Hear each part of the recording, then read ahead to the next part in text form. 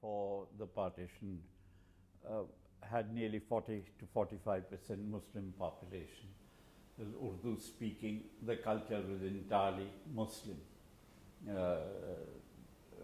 You had mushairas, and you had a red light area where there were courtesans, where there were mujras.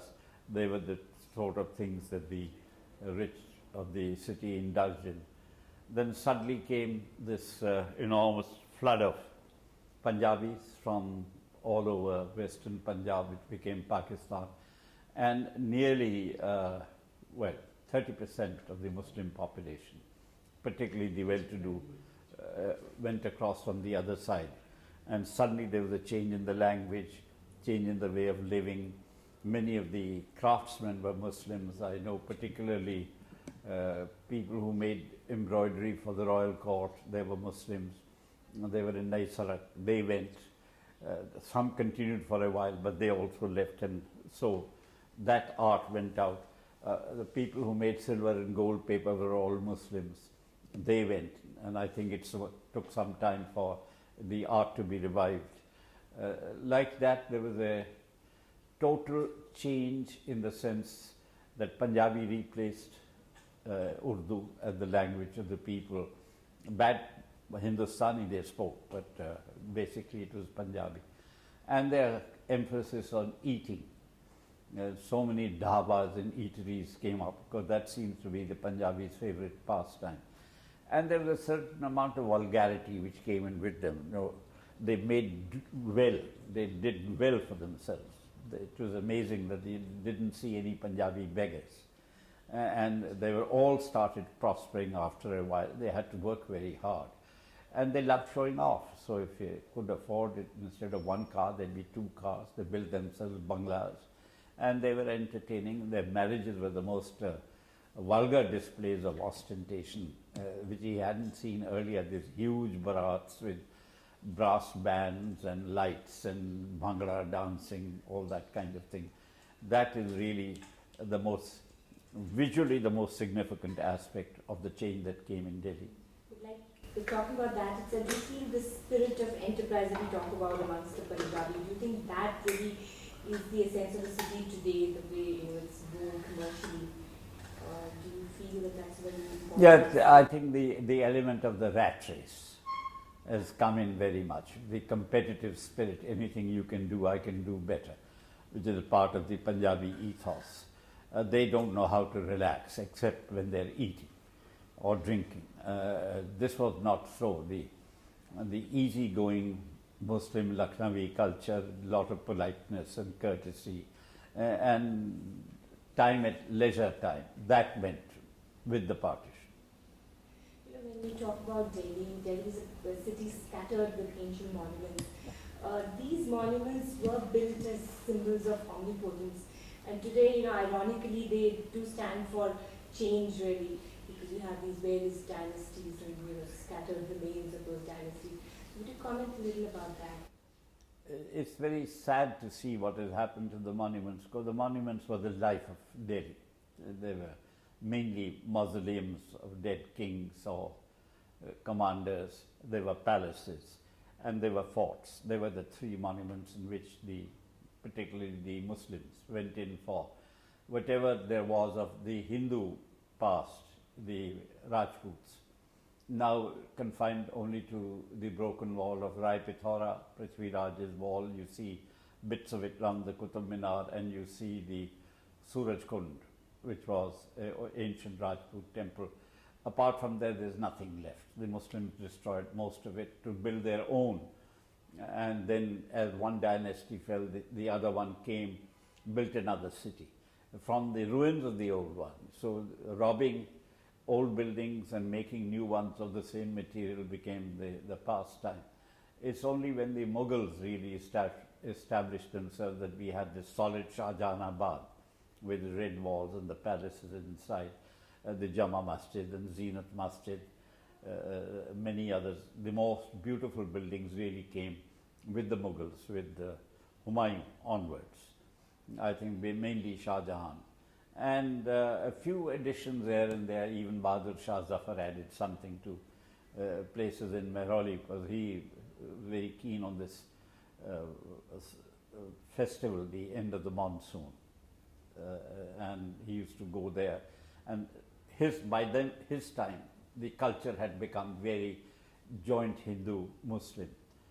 So you saw many mixtures of festivals.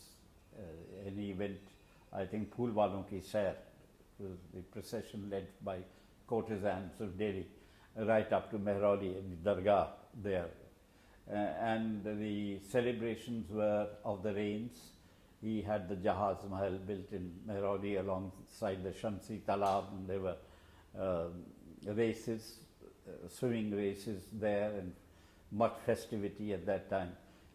By then, Bahadur Shah become the ruler only of this little part of the city.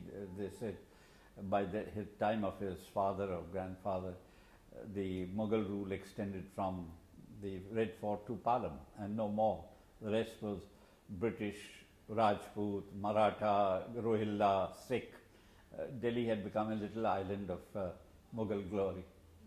You know, when most of these monuments, we look at, say, right from the beginnings of the Qutub Minar or the Red Fort or even Latin's Delhi, they're such grand, imposing structures as if they are here to be Forever. Yeah. So that's what I'm asking about. Well, that's right. They show the transitoriness of human power. I mean, they destroyed these Hindu and Jain temples around the Qutub Minar and named it Quwwatul Islam, the might of Islam. Now, where is the might of Islam? It went soon after. And ironically, they put the iron pillar, which is a Hindu monument, right in the middle of the Quwwatul Islam, not knowing what it was. You have to take it all in your stride. You see around Humayun's tomb, which is probably one of our most attractive buildings after the Qutub Minar, and festooned on it are what looks like the Star of David. And the lotus, called the craftsmen were all Hindu. The Star of David is a Hindu monument, emblem of the 12 seasons. And the lotus is almost entirely a Hindu emblem. You see in many pillars the elephant saluting, the trunk going. So the mixture had come willy-nilly.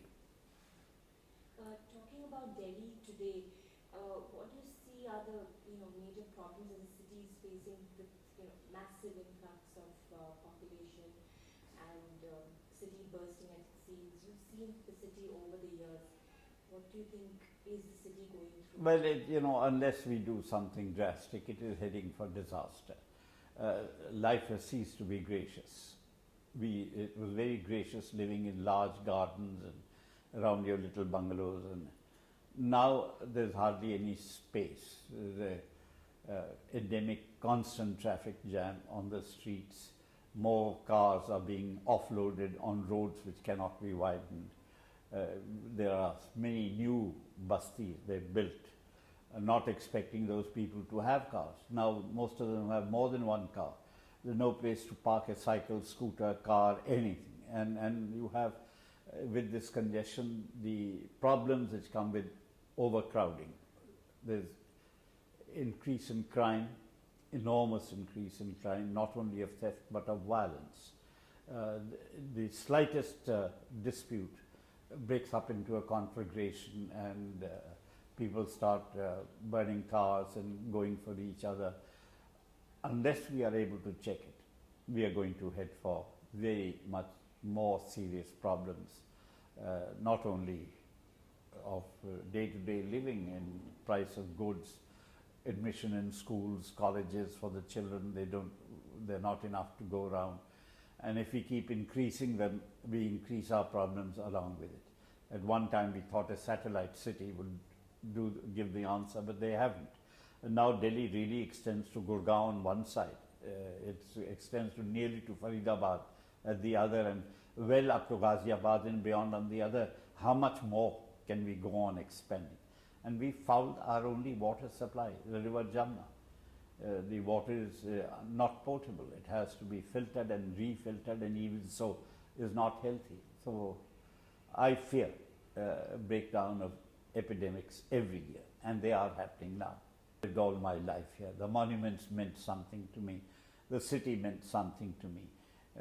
The Urdu culture meant something to me. These people are people without roots. They're mainly Punjabis, but now we have other communities, Tamilians and Bengalis. And they have the areas of their own, but they don't have the sense of belonging. And therefore, they are not yet proud of the city, which has a lot to be proud of. Finally, what inspired you to write such an irreverent piece on Delhi? I mean, your book looks at it very differently from anyone else. And what was that spirit or element of the city? Well, it is the sense of belonging. I both love and hate my city, but this is where I belong. And I think I try to express in it my love and hate for the city. There's nowhere else in the world where I'd like to live or die than Delhi. And yet there are so many things which I find very unpleasant living. Even the creature comforts. You press the switch, you expect a light. It doesn't happen. You turn the tap, you expect water. It doesn't come. And just everything irritates. You want a telephone, you have to bribe half a dozen people to get a simple thing like a telephone. Nevertheless, as I said, there's nowhere else I'd like to live in except Delhi. Old romanticism, which you remember of pre-partition days. Yeah. Is that completely gone? Like today's Delhi? Yes, I think it's gone forever. That's gone forever. This is a very spacious city with all these large roads and lawns and which Lutyens built in Delhi, New Delhi. They're all gone, and I think it'll never come back. The one legacy which he and his generation left with us is that this is the greenest city in the world. There are more trees per square kilometer than any other capital in the world. So we still have a very rich bird life. The animal life is gone, the insect life is gone, but the bird life is still there, and the greenery is still there.